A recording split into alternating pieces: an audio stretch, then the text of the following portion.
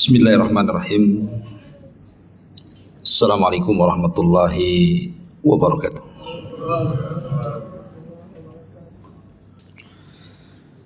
Alhamdulillah wassalatu wassalamu ala Rasulillah wa ala alihi wa sahbihi wa mawalah wa la hawla wa la quwata illa billahi wa ba'd.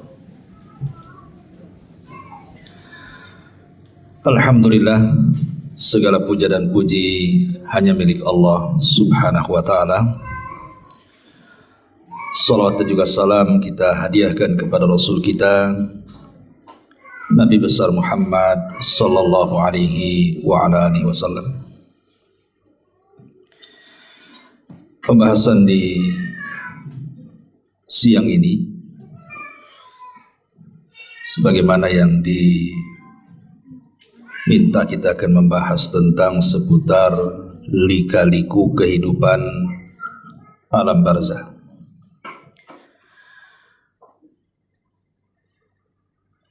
Sesuatu yang harus dipahami dan diyakini adalah kullu nafsin dha'iqatul maut. Setiap jiwa itu pasti mengalami dan disentuh dengan kematian. Siapapun dia. Tidak orang baiknya, tidak orang jahatnya. Tidak para nabi, tidak pula orang-orang sombong. Semua tersentuh dengan kematian. Hatta Namrud sekalipun yang mengatakan di hadapan Ibrahim, ana uhyi wa umit. Kata Namrud, saya bisa menghidupkan dan bisa mematikan. Pertanyaannya, di mana Namrud sekarang? Yang katanya dia bisa menghidupkan dan mematikan, mati juga dia. Artinya tidak ada yang selamat dari kematian. Sehingga Allah subhanahu wa ta'ala sampai mengatakan, aynama takunu yudrikumul mautu walau kuntum fi burujim musayyada. Dimanapun kalian berada, kematian itu pasti mengejar kalian, walaupun kalian di balik benteng yang sangat kokoh sekalipun. Artinya tidak ada manusia yang selamat dari kematian. Dan kematian itu satu, yang banyak itu sebabnya. Karena orang mati itu kan sebabnya macam-macam. Ada yang ketabrak mati, ada yang terkena runtuhan mati, ada yang tenggelam mati, ada yang dibunuh mati, ada yang tidak ngapa-ngapain, duduk di kursinya aja dia bisa mati. Jadi yang bermacam-macam itu sebabnya.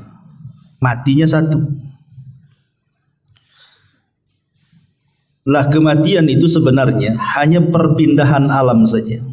Dari alam dunia menuju alam barzakh. Disitulah ada benteng yang disebut dengan barzakh. Benteng inilah yang menjadikan kehidupan setelah kematian itu menjadi gaib bagi kita. Makanya tidak bisa kita menembus alam barzakh. Umpamanya sengaja kita letakkan CCTV, taruh di kuburan. Kemudian kita sambungkan di handphone kita atau mungkin di laptop kita. Kemudian kita baca hadis, katanya ada malaikat mungkar dan nakir. Sampai buta mata melihat CCTV itu, nggak akan nampak mungkar nakir itu. Karena tidak bisa disamakan perkara gaib dengan perkara nyata. Perkara gaib itu cukup diimani, bukan diteliti. Karena tidak bisa meneliti perkara gaib, bagaimana caranya? Pandangan kita saja terbatas, sampai di mana kita memandang? Apalagi perkara gaib. Maka kenapa di antara ciri orang yang beriman di permulaan surah Al-Baqarah itu, alladzina yu'minuna bil ghaib. Orang yang beriman betul dengan adanya yang gaib. Tapi yang ingin kita bahas di siang ini adalah apakah orang-orang yang sudah meninggal itu. Ada beberapa poin. Pertama, Apakah orang-orang yang meninggal itu merindukan kita? Jadi kalau kita datang ziarah kubur, apakah mereka rindu dengan kita? Yang kedua, apakah mereka bisa mendengar apa yang kita ucapkan di atas kuburan itu? Yang ketiga, apakah kalau seandainya keluarga kita meninggal duluan, kemudian kita menyusul, kemudian ruh kita dengan ruh mereka akan saling menziarahi? Kemudian juga yang keempat, apakah kalau seandainya kita ini sedang tidur, ruh kita keluar dari jasad kita bisa berjumpa dengan ruh-ruh yang ada di kuburan? Karena ada kan orang bercerita, saya ketemu ibu saya. Di mana? Dalam mimpi. Apakah mungkin ruh seseorang yang sedang tidur berjumpa dengan ruh yang sudah meninggal? Kemudian berjumpa. Dan tentu yang tak kalah pentingnya adalah amalan-amalan yang bermanfaat bagi si mayat. Dan apakah juga orang-orang yang sudah meninggal bisa tersakiti dengan kita yang masih hidup, dan macam-macam persoalan yang kita akan singkap nanti ke depan ini. Ma'asyiral muslimin wal muslimat rahimani wa rahimakumullah. Nabi SAW ketika menziarahi atau ketika mengantarkan jenazah bersama para sahabat, dan jenazah itu sudah dikubur, apa kata Nabi SAW? Istaghfiru li akhikum fa innahul an yus'al, atau istaghfiru li akhikum wasalu lahu at-tathbit fa innahul an yus'al.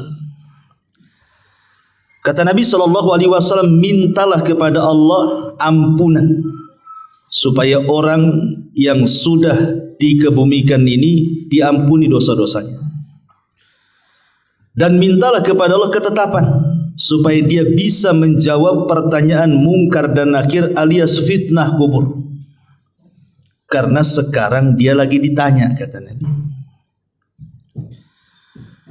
Kemudian kalau kita melaksanakan sholat jenazah, kita tahu bahwa rangkaian sholat jenazah itu ada 4 kali takbir. Takbir pertama baca Fatihah kan gitu ya. Kemudian takbir kedua baca sholawat Ibrahimiyah. Kemudian takbir yang ketiga membaca doa yang diajarkan Nabi. Kemudian takbir yang keempat bisa diam langsung salam, ataupun bisa kita berdoa dengan doa yang warid dari Al-Quran seperti Rabbana atina fid dunya hasanah atau doa-doa yang lainnya. Tetapi yang ingin saya bahas adalah pada takbir yang ketiga, Nabi SAW mengajarkan kepada kita doa-doa yang disunahkan untuk dibaca. Salah satunya adalah Allahumma gfir lahu warhamhu wa'afihi wa'fu anhu wa akrim nuzulahu wa wasi' madkhalahu, dan seterusnya. Ya Allah, ampuni orang ini yang sudah mati. Ya Allah, rahmati orang ini. Ya Allah, maafkan orang ini. Ya Allah, muliakan kedudukannya. Ya Allah, luaskan kuburannya, dan begitu seterusnya. Dari 2 riwayat ini bisa kita simpulkan bahwa kewajiban kita apabila sedang mengantarkan jenazah dan jenazah itu sudah dikubur, maka ada 3 doa yang dianjurkan seorang muslim dibaca sebelum pulang dari kuburan. Kalau memang kita tidak sempat ikut memegang cangkul, memasukkan tanah ke liang lahatnya, maka cukup sebelum pergi ambil 3 kepal tanah, kemudian letakkan di kuburannya, minta 3 perkara. Pertama, mintakan ampun kepada Allah. Dan ini berlaku kepada setiap yang ziarah kubur, tidak mesti yang mengantarkan jenazah saja. Umpamanya kita ziarah kubur kapan saja. Bagi laki-laki kan sunnah, ziarah kubur itu kapan saja. Tapi bagi perempuan tidak disunnahkan kecuali sekali-kali.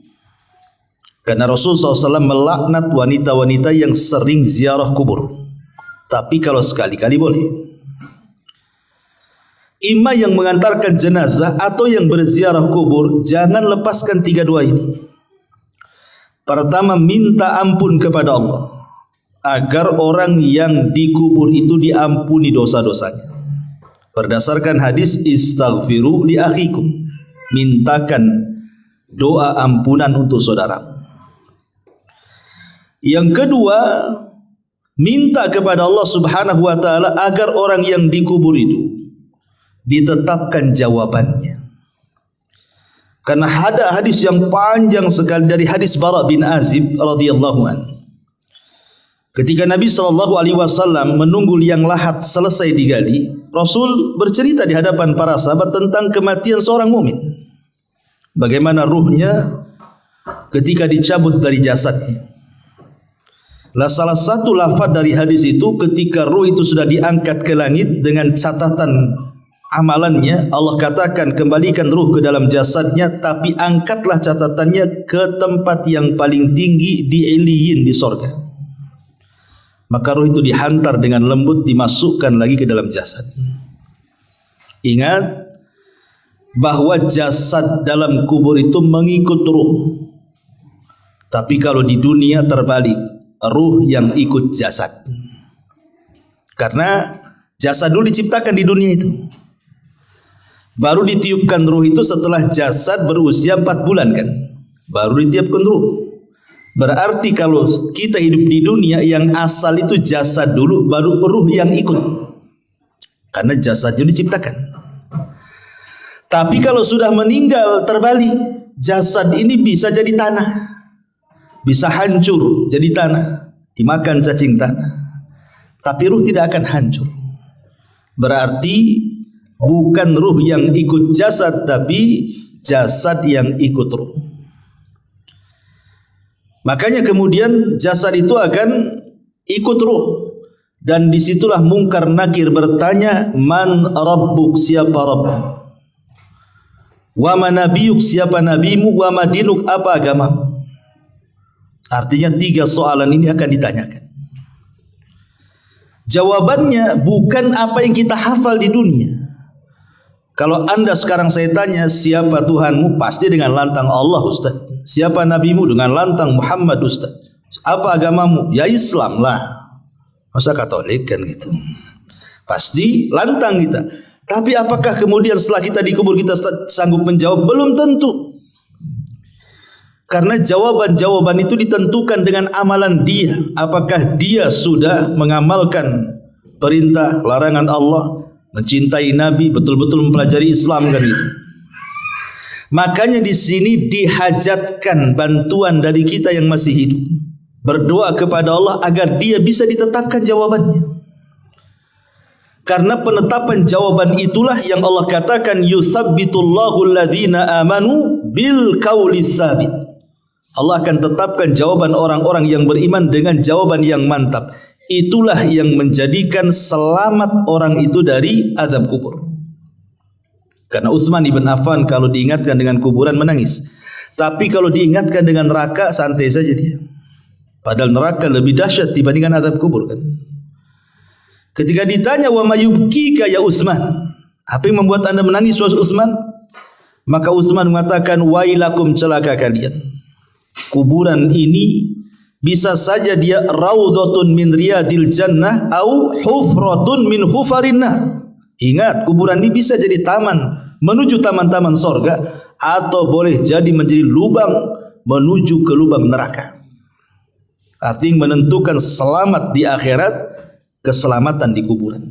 Kalau selamat di kuburan, insya Allah ke sananya mudah. Kalau tidak selamat di kuburan, maka dipastikan ke sananya lebih sulit lagi. Makanya sebab itulah kita dianjurkan minta kepada Allah agar orang yang dikubur itu dimantapkan jawabannya. Ini yang kedua. Kemudian yang ketiga, berdasarkan doa dalam salat jenazah tadi, minta kepada Allah agar Allah merahmati.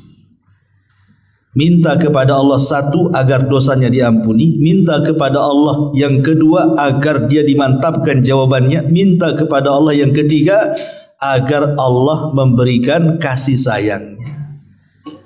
Sehingga dengan kasih sayang Allah itulah Allah akan mengampuni dosanya dan Allah akan memantapkan jawabannya. 3 soalan ini. Kapanpun antum ziarah kubur, minta 3 soalan, 3 doa ini.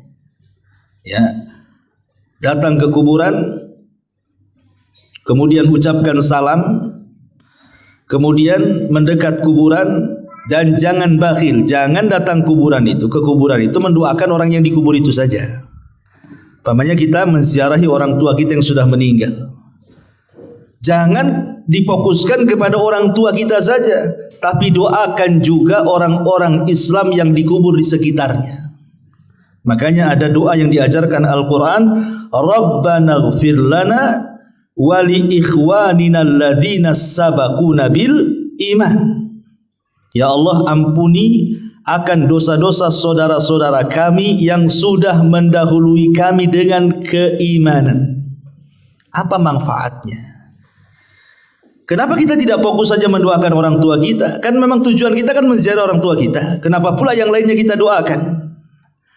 Sebab kalau kita mendoakan orang muslim yang dikubur, umpamanya orang muslim ini mungkin ada 1000 kuburan di kuburan kaum muslimin di situ. Berarti kita akan mendapatkan pahala 1000 orang yang kita doakan. Itu kalau di kuburan itu ada 1000 kuburan tuh. Kalau 2000 kuburan, berapa banyak kita akan dapat?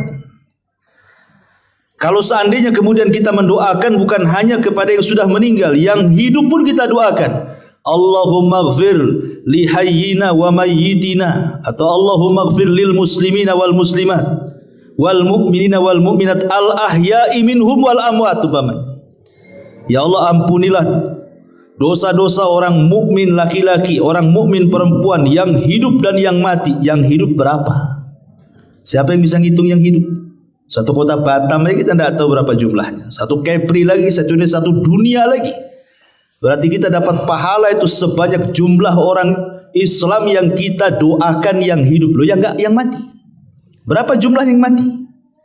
Itu manfaatnya kita mendoakan orang-orang yang beriman di sekitarnya itu.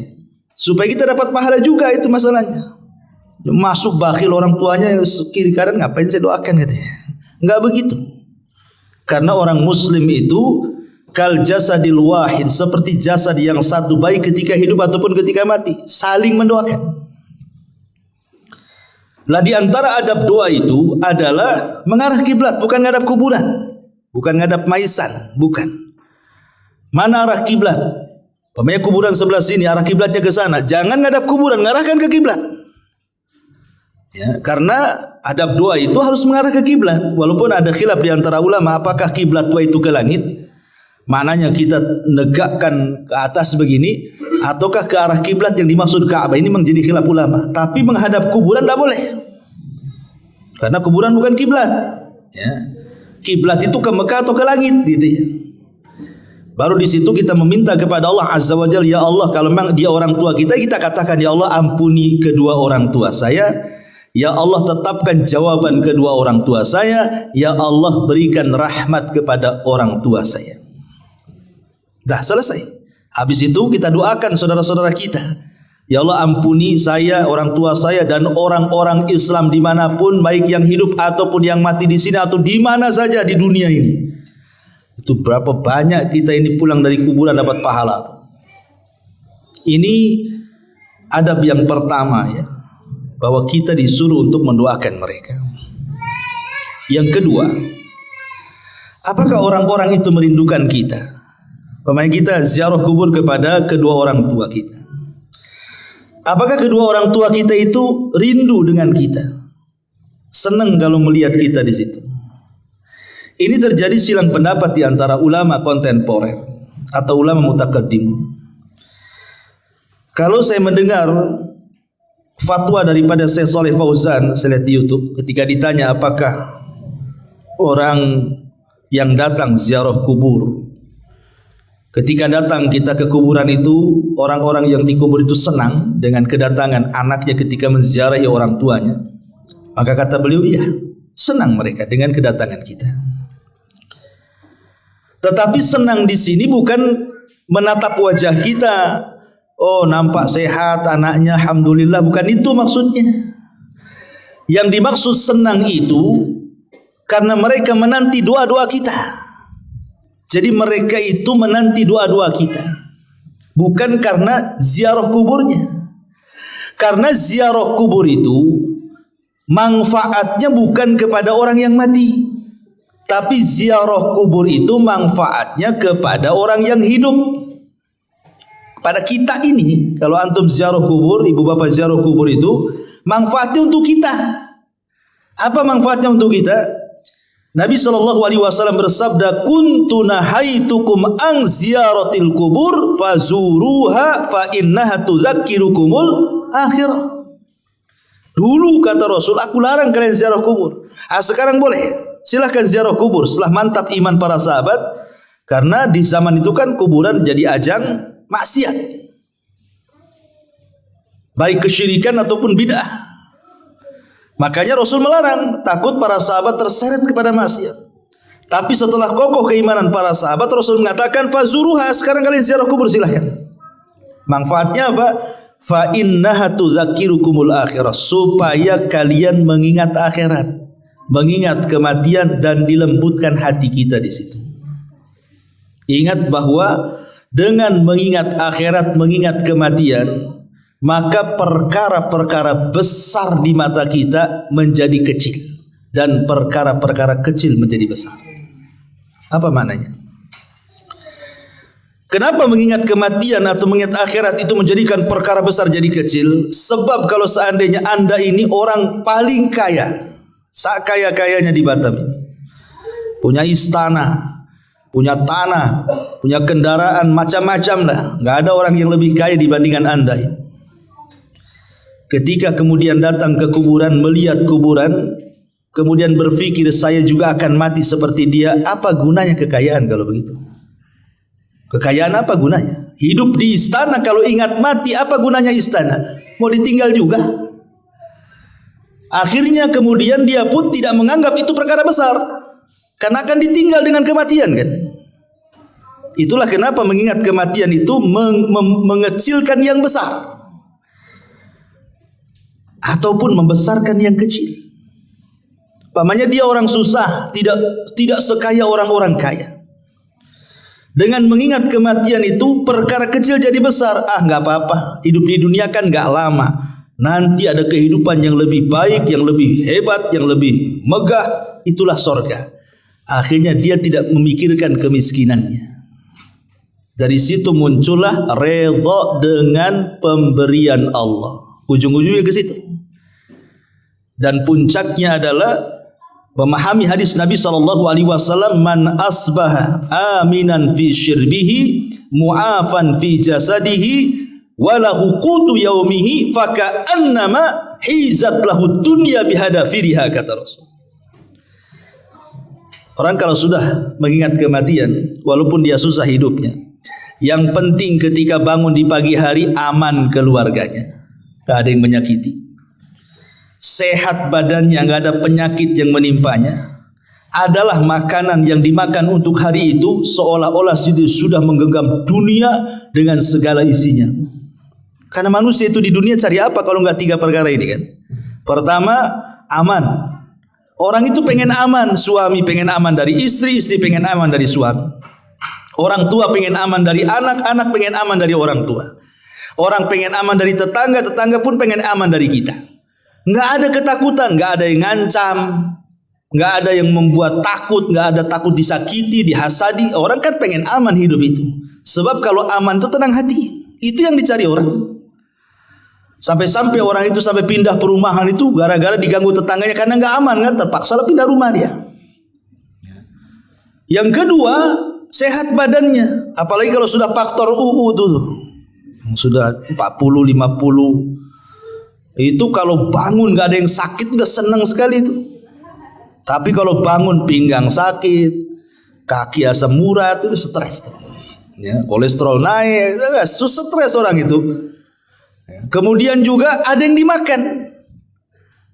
Nggak pusing, yang dimakan sudah ada, yang diminum ada. Apa yang dicari orang itu kan cuma 3 perkara. Sebab satu lolos dari 3 perkara ini nggak aman hidup itu. Contoh mamanya, badan sehat, ya kan? Tapi nggak aman. Istri disakiti suami, suami disakiti istri, nggak kerasan hidup itu. Walaupun sehat badannya. Ataupun mungkin oke lah dia harmonis rumah tangganya, anak-anaknya baik-baik, tetangganya oke-oke. Stroke pula lah dia, stres juga, ya. Oke lah, sehat badannya, aman semuanya, tak ada yang dimakan pula dia, stres juga hidup itu. Nah kalau 3-tiganya sudah ada, tenang hidup di dunia.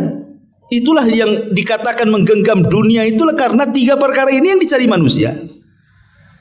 Makanya kemudian kalau orang ingat mati itu, perkara besar menjadi kecil, perkara kecil menjadi besar. Karena berujung dari mengingat kematian berakhir dengan redho dengan pemberian. Awalnya ingat mati, ujungnya apa? Redho dengan pemberian. Kita akan mati juga, mengapain juga sibuk-sibuk. Tenang jadinya hati. Itulah tujuan ziarah kubur itu. Makanya ini bapak-bapak ini kalau sudah kasih mak-maknya ajak shopping, belokkan aja ke Tamiang tuh. Ya, ajak yuk kita ke Top Cepe Batu Aji, tapi ngarahnya ke kuburan Tamiang. Ini bu, Top Cepenya ada di sini, gitu. Mau mati atau mau hidup kan itu. Supaya lembutlah hati itu. Jangan asih dunia terus. Jadi ziarah kubur itu manfaatnya untuk siapa? Untuk kita yang berziarah, bukan untuk orang mati. Orang mati itu bermanfaat kalau kita berdoa. Doanya itu yang manfaat. Itulah yang membuat penghuni kubur senang dengan kedatangan kita maksudnya. Ini satu pendapat, ya. Tetapi Syekh bin Baz rahimahullah ta'ala yang saya baca dalam fatwanya, dia tawakuf dalam masalah ini. Apakah kemudian kalau kita ziarah kubur, penduduk kubur itu senang atau tidak senang? Kita tidak bisa mengatakan iya ataupun tidak. Kan ini perkara gaib masalahnya. Perkara gaib itu tidak bisa ditetapkan kecuali dengan dalil. Kalau tidak ada dalil, tawakuf. Tapi yang jelas bahwa okelah kita tidak mengatakan dia senang ataupun tidak senang. Tapi yang namanya doa bagi para penziarah kubur untuk para penghuni kubur itu, itulah yang disepakati para ulama sampainya pahala kepada orang yang meninggal. Kan amalan-amalan nanti saya jelaskan. Amalan-amalan itu kan banyak tuh yang bermanfaat kepada untuk orang yang sudah meninggal itu. Tetapi dari seluruh amalan itu yang ada 8 tuh ataupun 10 amalan itu, yang disepakati cuma 2. Maksudnya tidak ada khilaf ulama. Kalau kita lakukan pasti sampai kepada orang yang meninggal. Apa itu? Pertama doa dan yang kedua sedekah. Cuma 2 ini. Ini sepakat. Tidak ada khilaf ulama. Adapun menghajikan orang yang sudah meninggal, korban untuk orang meninggal, baca Quran untuk orang meninggal, ini masih khilaf. Ada perselisihan ulama. Ada yang mengatakan sampai, ada yang mengatakan tidak sampai, wallahu a'lam. Tapi yang disepakati jelas-jelas dalilnya berdasarkan nas gitu ya. Doa pasti sampai. Yang kedua sedekah pasti sampai. Kenapa? Karena ada hadisnya. Idza mata ibnu Adam in qata amaluhu illa min salasin sadaqatin jariyah. Lihat sedekah yang mengalir. Kemudian au ilmin yuntafa'u bihi, ilmu yang bermanfaat, au waladin salihin yad'u, anak yang soleh yang mendoakan. Maka sedekah dan doa itu sepakat sampai. Jadi kalau kita ingin ngirim pahala kepada orang yang meninggal, yang jelas-jelas ini berdoa, tidak mesti di kuburan. Doa itu di mana saja akan sampai, dan jangan diyakini doa di kuburan lebih sampai dibandingkan doa di masjid. Tidak ada keyakinan seperti ini. Justru di masjid dia lebih afdal kalau berdoa kan, udah rumah Allah, tempatnya bersih gitu ya. Tapi ziarah kubur itu berdoa di situ ada nilai plusnya, mengingat kematian, melembutkan hati, mengingat akhirat. Makanya di antara salam kepada penduduk kuburan itu salah satu lafadznya wa inna bikumul lahikun, kami juga akan menyusul kalian. kami juga akan sampai seperti kalian. Jadi terjadi silang pendapat di sini ya. Apakah penduduk kuburan itu senang ataukah tidak senang? Ada yang mengatakan senang seperti fatwanya Syekh Shalih Fauzan, ada yang mengatakan tawakuf seperti Syekh bin Baz gitu ya. Ya, kalau ulama dulu yang mengatakan seperti Syekh Al-Imam Ibnu Qayyim dalam kitabnya Ruhiyah senang.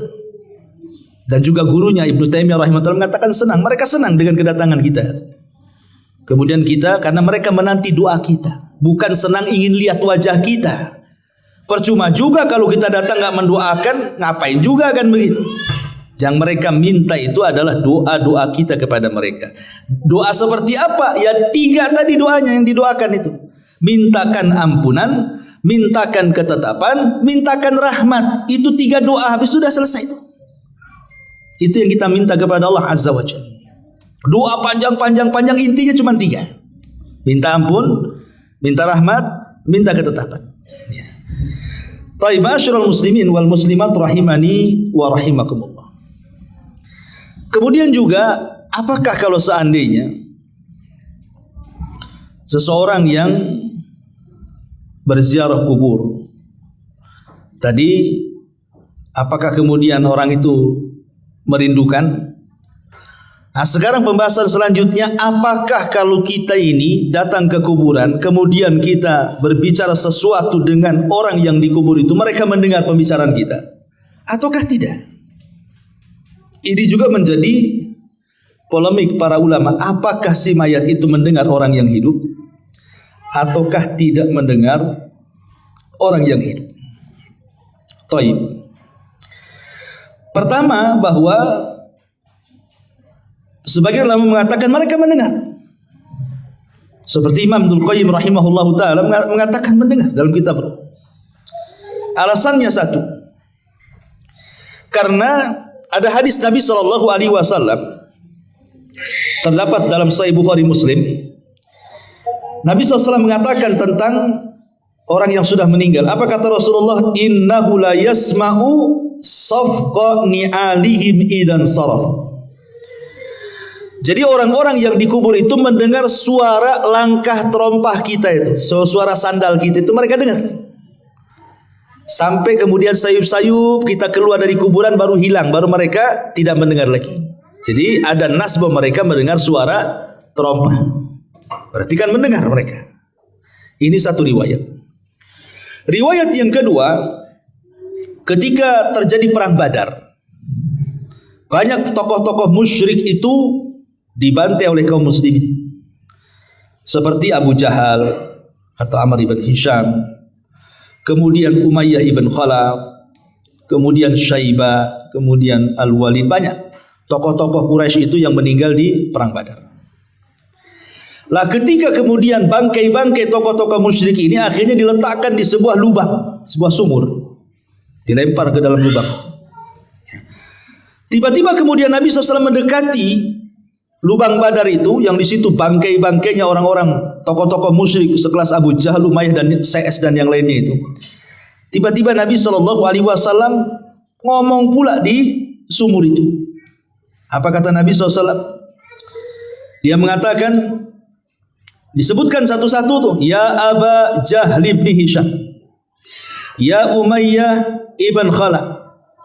Kemudian kata Nabi SAW, telahkah sampai kepada kalian janji Allah kepada kalian? Sungguh janji Allah yang Allah janjikan kepadaku sudah sampai kepadaku. Umar bin Khattab heran, ngapain Nabi SAW ngomong di depan lubangnya bangkai-bangkai orang-orang musyrik jahiliyah itu, orang-orang musyrik, tokoh-tokoh musyrik itu. Kok Nabi kok ngomong di situ? Jadi Umar bin Khattab radhiyallahu mengatakan, ya Rasul, innahum jusas, mereka bangkai-bangkai, kenapa kau ajak ngomong? Katanya. Apa kata Nabi SAW? Di hadapan Umar bin Khattab, walladhi nafsi biyadi, ma anta bi asma lima aqulu minhum, walakinnahum la yaqdiruna an yujib. Umar, engkau tidak lebih mendengar daripada aku tentang mereka. Aku ngomong itu mereka dengar, tapi mereka tak bisa jawab, katanya. Artinya kan mereka dengar di sini. Karena Rasul ngajak ngobrol di situ. Ya, makanya Umar mengatakan, engkau bangkai kau diajak bicara, katanya. Maka Rasul tidak, kau tidak lebih dengar daripada aku, kata Rasul. Demi zat yang jiwaku berada di tangannya, engkau tidak lebih mendengar daripada aku, kata Rasul. Tapi mereka tidak sanggup jawab saja. Kemudian juga dalil yang ketiga, kita disuruh mengucapkan salam. Kata Nabi SAW, Qulu assalamu alaikum dara qaumi mu'minin wa inna insya'allahu bikum mulahikun. Ucapkan kalau kalian masuk kuburan, keselamatan bagi kalian wahai penduduk kubur dari kalangan orang-orang yang beriman, dan insyaallah kami pun akan menyusul kalian. Mengucapkan salam berarti harus dijawab tuh. Berarti kalau kita mengucapkan salam berarti mereka mendengar salam kita. Dan ada beberapa dalil yang menunjukkan bahwa mereka mendengar. Tapi bagi kelompok yang mengatakan tidak, mereka tidak dengar, mereka berdalil dengan surah Fatir ayat 22. Allah Subhanahu wa taala mengatakan, "Wa ma anta bimusmi'in man fil kubur." Hei Muhammad, engkau tidak bisa memperdengarkan orang-orang yang di kuburan itu. Ini Quran mengatakan engkau tidak bisa memperdengarkan orang-orang yang di kuburan, surah Fatir 22 itu. Dan Allah juga mengatakan, "Innaka la tusmi'ul maut." Engkau tidak bisa memperdengarkan orang yang sudah mati. Ini dua nas Quran ini menunjukkan bahwa orang yang dikubur tidak mendengar apa yang ada di atas kubur karena mereka sedang sibuk. Orang yang dikubur loh sedang sibuk. Kalau mereka orang kafir sibuk diazab, mana bisa dia ngerekan kita yang ada di kubur? Dia sedang diazab. Kalau dia mendapatkan nikmat kubur, dia sedang bersenang-senang dengan nikmatnya. Lebih nikmat di kuburan daripada senikmat-nikmatnya orang nikmat di dunia. Ngapain pula direkan orang di atas kuburan? Artinya di sini ada kelompok yang mengatakan mendengar, ada kelompok yang mengatakan tidak mendengar. Wallahu alam.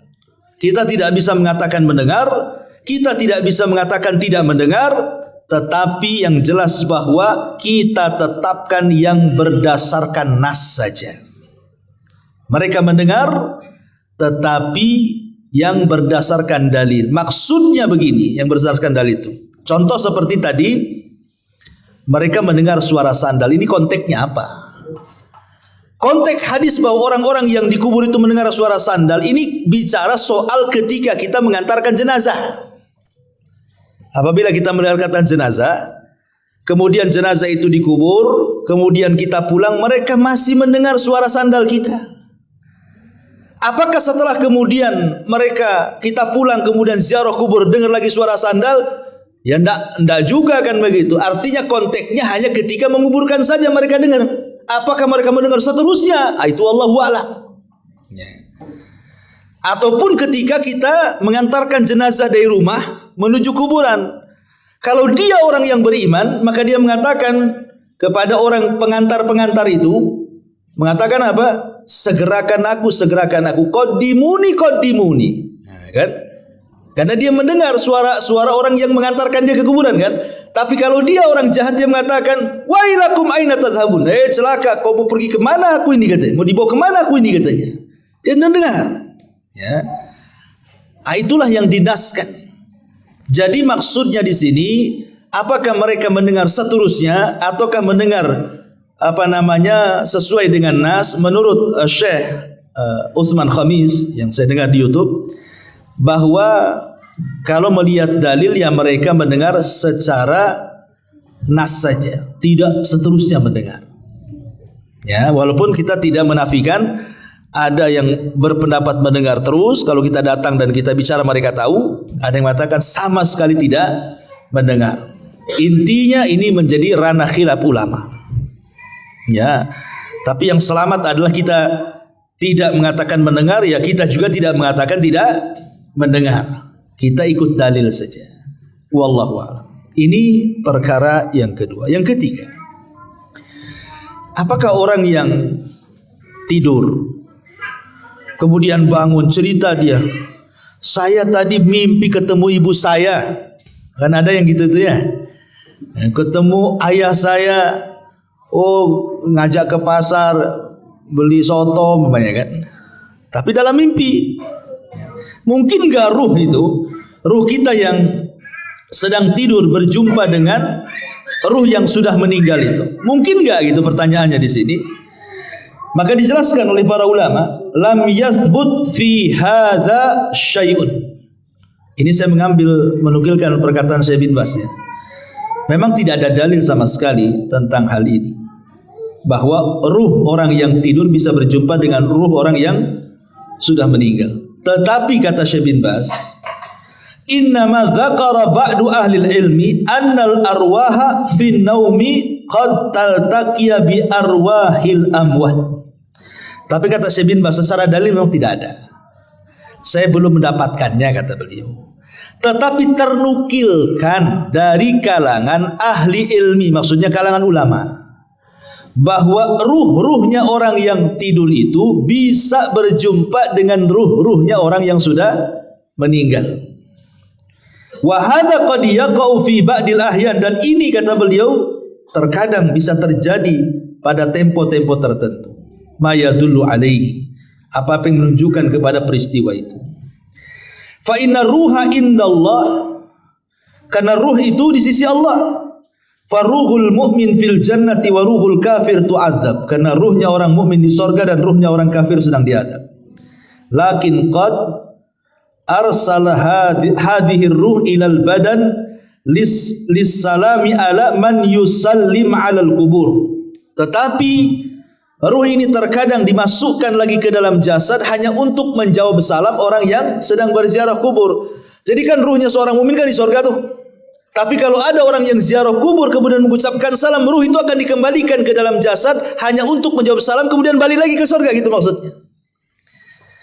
Ada yang seperti itu dalil penetapannya. Tapi kalau dalil apakah ruh orang yang sedang tidur berjumpa dengan ruh orang yang mati, secara dalil tidak diketemukan.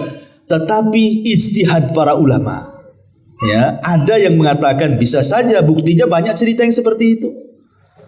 Banyak bercerita orang-orang yang ketemu dengan ibunya, ketemu dalam mimpi, ketemu dengan bapaknya di dalam mimpi kan. Kadang-kadang ada yang bercerita seperti itu. Sehingga secara kenyataan tidak ada. Itu maksudnya. Ya. Makanya beliau mengatakan lakin laisa fil ahadis as-sahihati fi ma na'lam ma yadullu ala anna hadhil arwah tatalaqa. Tetapi tidak ada hadis-hadis yang sahih sepengetahuan kami kata beliau yang menunjukkan bahwa ada ruh bisa berjumpa, maksudnya ruh orang tidur bisa berjumpa dengan ruh orang yang meninggal. Wallahu alam ya. Tapi kalau kita melihat pendapat Imam Ibnul Qayyim yang disebutkan dalam kitab Ruh, dzakara syai'an katsiran fi hadzal ma'na. Beliau menyebutkan panjang lebar tentang masalah seperti ini, dan beliau di antara ulama yang berijtihad memungkinkan ruhnya orang yang tidur berjumpa dengan ruhnya orang yang sudah meninggal. Wallahu a'lam. Yang ini kalau sesama ruh, yang satu di dunia, satu di kubur. Sekarang yang sama-sama di kubur. Orang tua kita meninggal, kemudian kita meninggal. Apakah ruh kita akan berjumpa, saling berziarahi satu dengan yang lainnya? Ada sebuah hadis. Nabi SAW bersabda, "Idza hudiral mu'minu atatkum fayaquluna ukhruji radiyatan mardiyah anki ila rauhillahi wa raihani wa rabbin ghairi ghadban fatakhruju ka'atiya birihil miski hatta innahu la yunawiluhu ba'duhum ba'dha hatta ya'tuna bihi babas sama fayaqulun ma atyaba hadhihi rih allati ja'atkum minal ardi fayatuna bihi arwahal mu'minin falahum ashaddu farahan bihi min ahadikum bighaibihi yaqdamu alaihi fayas'alunahu madza fa'ala fulan fayaquluna da'uhu fa innahu kana fi gham. Apabila seorang mukmin telah mendekati ajalnya, para malaikat rahmat datang menemuinya dengan membawa sutra putih. Mereka berkata, keluarkan ruh dengan redha dan diridhoi Allah menuju rahmat Allah, baunya harum dan Rabb yang tidak pernah murka. Lalu ia keluar dengan bau misik yang paling harum sehingga sebagian mereka berebut dengan sebagian yang lainnya, maksudnya para malaikat, untuk mendapatkannya. Kemudian mereka membawa hingga pintu langit. Penduduk langit berkata, alangkah harumnya bau yang kalian bawa ini dari bumi, ini ruhnya siapa? Lalu mereka datang dengannya menemui ruh kaum mukminin. Mulai di sini syahid ini. Nah, kemudian ruh ini yang baru datang menemui ruhnya kaum mukminin yang sudah meninggal sebelumnya. Mereka kemudian bergembira. Jadi ruh-ruh yang sudah meninggal sebelumnya, mereka bergembira dengan kedatangan tamu yang baru. Kemudian salah seorang ruh yang sudah lama meninggal, mereka pun berjumpa. Seolah-olah mereka lama tidak berjumpa, kemudian berjumpa dan mereka merasa senang. Lalu mereka bertanya kepada ruh yang baru datang ini, apa yang telah dilakukan oleh si fulan yang masih hidup itu? Maka ruh-ruh yang lainnya berkata, jangan ganggu dulu, biarkanlah ia, karena dahulu ia terlena dengan kehidupan dunia, dan begitu seterusnya. Artinya di sini mereka saling berjumpa kan? Ya, dalam hadis ini mereka saling berjumpa. Hadis ini memang dikeluarkan Imam Nasai dan hadis ini disahihkan oleh Syekh Nasiruddin Al-Albani rahimahullah taala. Sehingga yang mensahihkan hadis ini mengatakan bahwa ruh itu saling berjumpa di kuburan. Tapi ada juga yang melemahkan hadis ini masalahnya. Sehingga mereka mengatakan tidak saling jumpa. Soal jumpa atau tidak saling jumpa ini perkara gaib lah kan gitu ya. Yang jelas bahwa ruh-ruhnya orang yang beriman yang sudah biasa.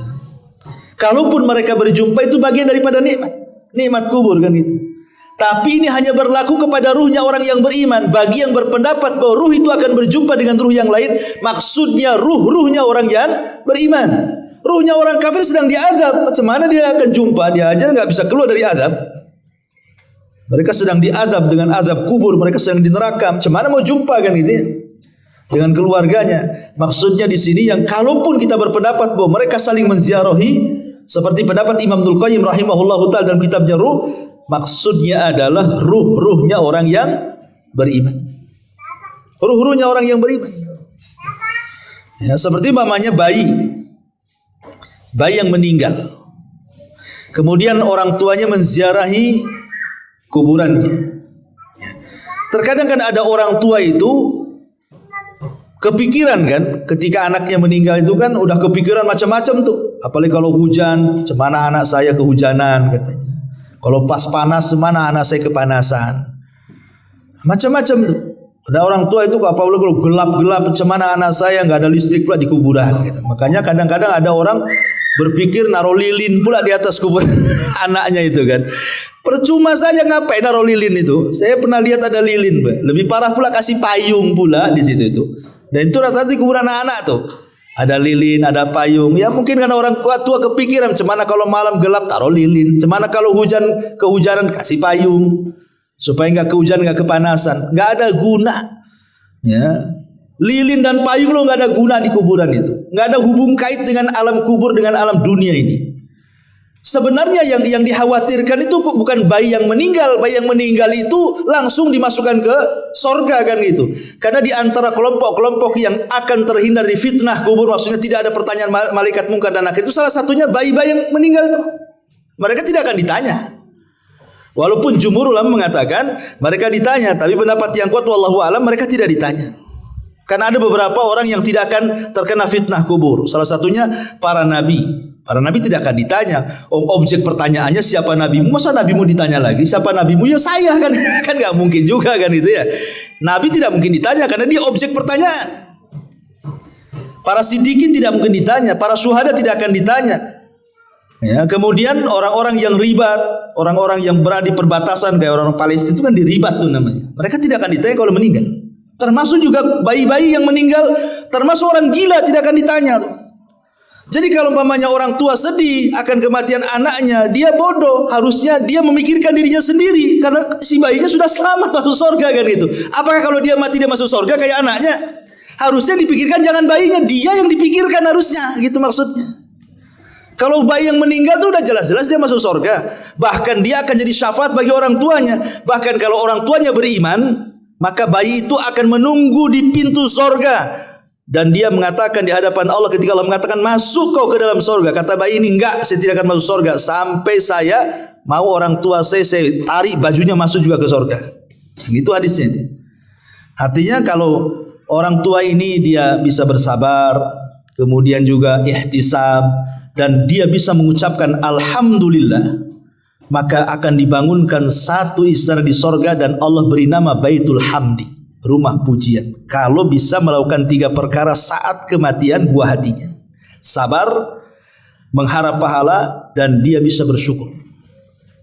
Ucapkan innalillah wa inna ilaihi rajiun, Allahumma hjurni fi musibati, alhamdulillah ala kulli hal. Ini 3 ucapan. Kalau dia bisa mengucapkan 3 ucapan ini, maka Allah bangunkan satu istana Baitul Hamdi di surga. Ya, saya ulang, kalau umpamanya ada orang tua meninggal bayinya, pertama ucapan apa? Innalillah wa inna ilaihi rajiun. Ini tanda kesabaran.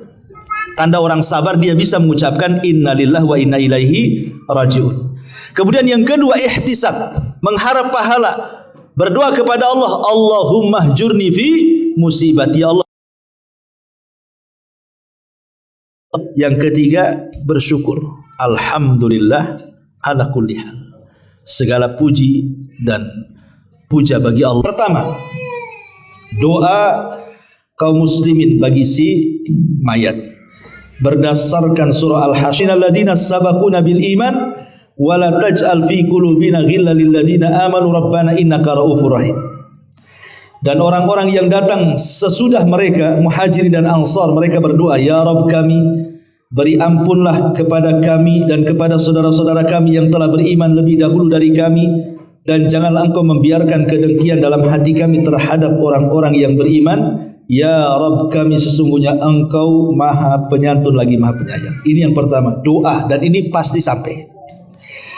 Kemudian yang kedua, sedekah. Tadi ini yang disepakati, bersedekah. Kemudian yang ketiga, melunasi hutang si mayat. Ini bermanfaat. Karena di zaman Rasul pernah dimintai menyolatkan orang yang punya hutang, Rasul tak mau. Si mayat itu sudah dimandikan, sudah dikafankan, dan tinggal disolatkan. Setelah tinggal disolatkan, salah seorang sahabat kemudian menyampaikan kepada Rasul, semua sudah siap, silahkan anda solatkan. Apa kata Rasul? Hal alaihi dainun. Apakah dia punya hutang? Iya, 2 dirham. Dia punya hutang 2 dirham. Kata Rasul, solatkan oleh kalian, saya tidak akan menyolatkannya. Kemudian ada seorang sahabat namanya Abu Qatadah. Min 2 dirham, aku yang bayar, solatkan dia.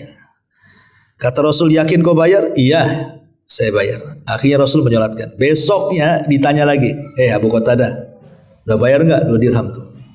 Rasul, baru kemarin dia mati. Tunggulah, katanya.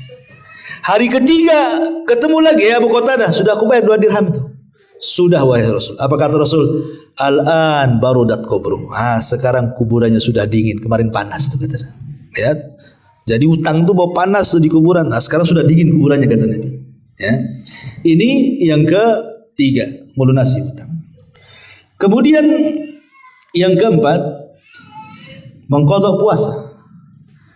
Kalau si mayat ini punya nazar berpuasa, belum sampai, maka walinya mengqadha puasa kita. Karena ada hadis mengatakan, man mata wa alaihi siyam sama'an waliyu. Siapa yang mati dalam kondisi dia sedang melaksanakan puasa wajib, maka yang mempuasakanlah walinya. Pamannya dia punya anak 4 atau 5, dibagi-bagi sajalah. Pamannya ayahnya bernazar berpuasa sebulan, baru meninggal, nazarnya belum dilakukan. Ya sudah, sebulan itu bagi 4 saja, berarti seminggu kan, anak 4 itu bagi 4, ya selesai itulah. Ya. Nah, kemudian juga yang kelima, di antara yang bekas-bekas amal soleh, bekas-bekas amal soleh. Maksudnya bekas-bekas amal soleh itu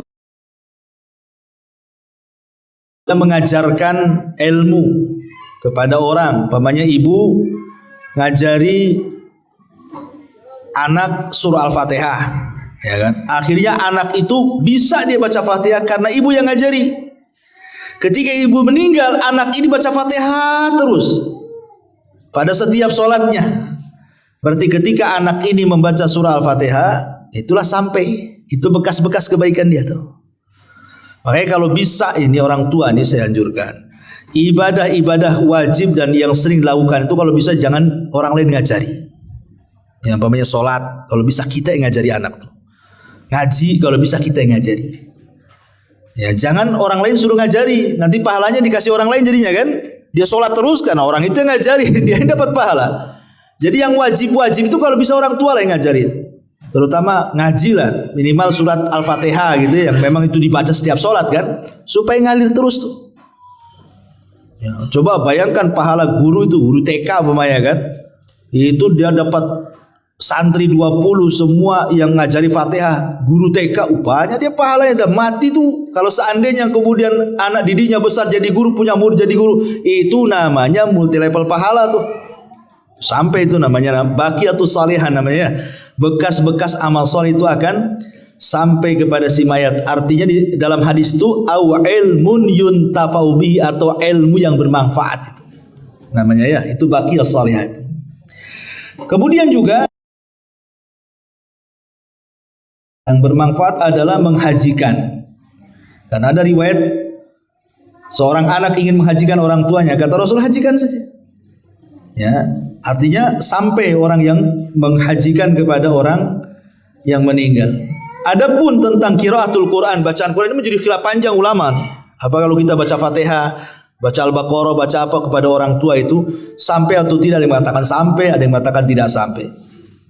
Tapi kalau yang dimaksud yang saya dengar dari beberapa ulama itu bukan menghadiahkan bacaan, bukan. Tetapi menghadiahkan pahala setelah kita membaca. Kita baca dulu Qurannya. Setelah kemudian selesai baca Quran, kita mengatakan, ya Allah, kalau tadi bacaan Quran itu Engkau kasih aku pahala, aku kirimlah pahala ini kepada orang yang kucintai, orang tua saya. Itu namanya tawasul dengan amal soleh. Tawasul dengan bacaan Quran. Ya, bukan dengan bacaannya, karena belum tentu dapat pahala kan masalahnya. Apalagi orang-orang yang manggil orang umpamanya nih, baca Quran di rumah untuk orang mati. Pertanyaannya, apakah orang yang Anda panggil membaca Quran itu dia dapat pahala atau tidak? Bisa saja nggak dapat pahala, karena tujuan orang yang dipanggil itu jangan-jangan hanya ingin dapat duit saja kan? Saya disuruh ke sana untuk baca Quran, pikiran dia saya digaji di situ.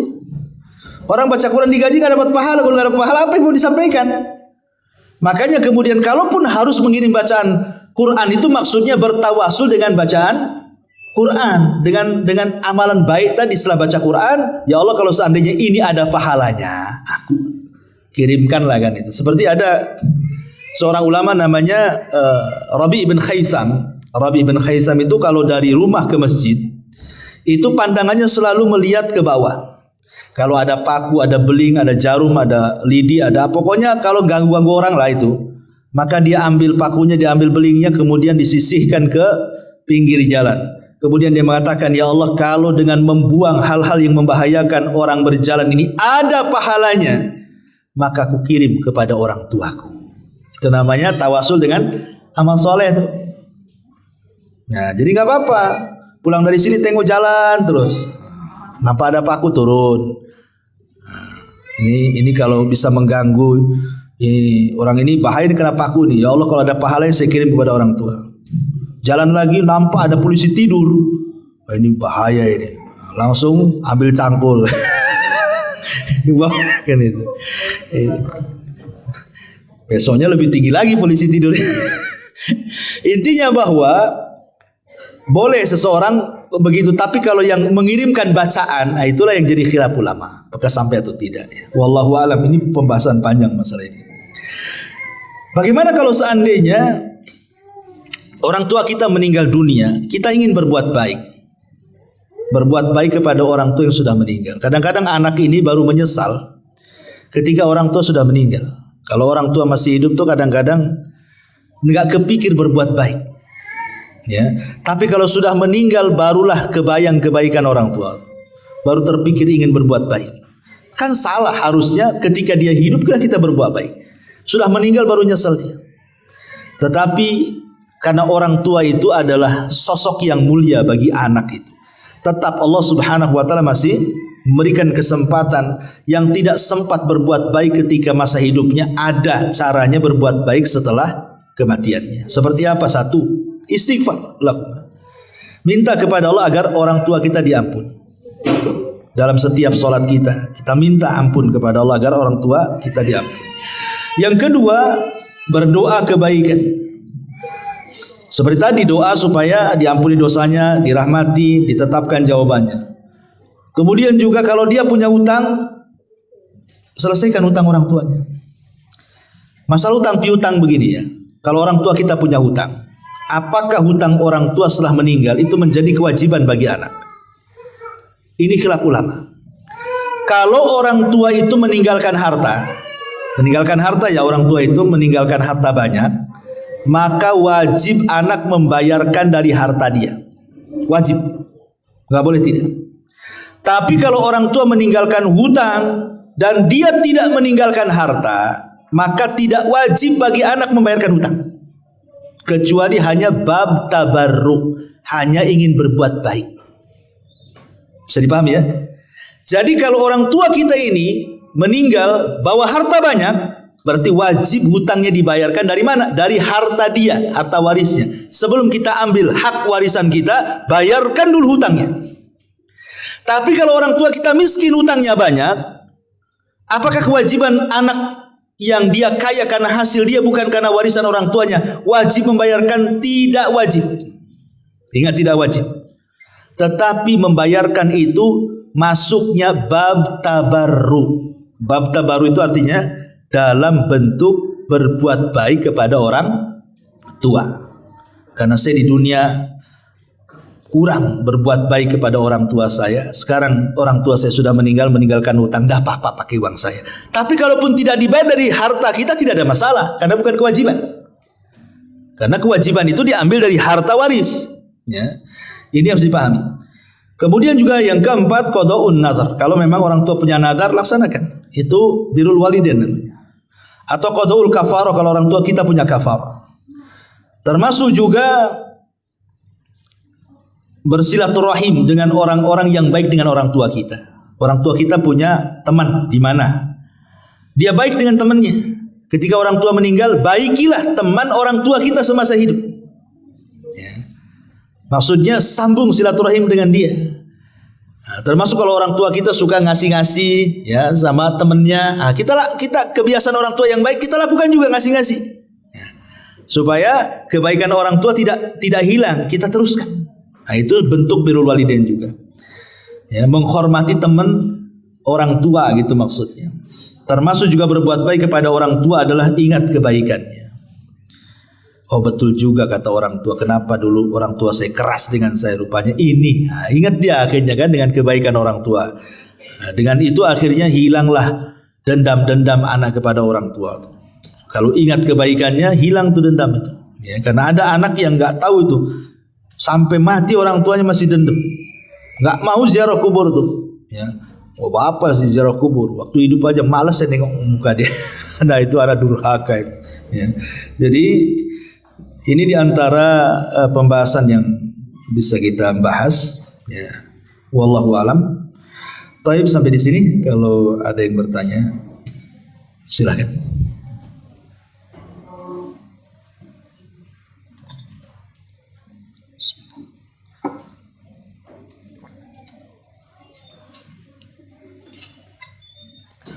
Tak ada? Alhamdulillah. Subhanaka wa bihamdika asyhadu an la ilaha illa anta astaghfiruka wa atubu ilaik. Allahu ta'ala. Assalamualaikum warahmatullahi wabarakatuh.